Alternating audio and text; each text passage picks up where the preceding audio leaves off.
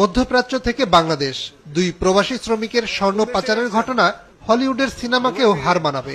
একজন air Arabia এয়ারলাইন্সে Saudi আরব থেকে, আরেকজন দুবাই থেকে এমিরেটস এয়ারলাইন্সে দেশে ফিরছিলেন, কিন্তু বুদ্ধিতে তারা দুজনেই বেশ পাকা। স্বর্ণের বার অবৈধভাবে আনলে এয়ারপোর্টে ধরা পড়ার ভয় রয়েছে, তাই অভিনব উপায় বেছে নিয়েছেন, কিন্তু তাতেও শেষ রক্ষা হয়নি, ধরা পড়েছেন। দুবাই থেকে আগত যাত্রী স্বর্ণ পাচারের জন্য বেছে নিয়েছিলেন ব্লেন্ডার মেশিন।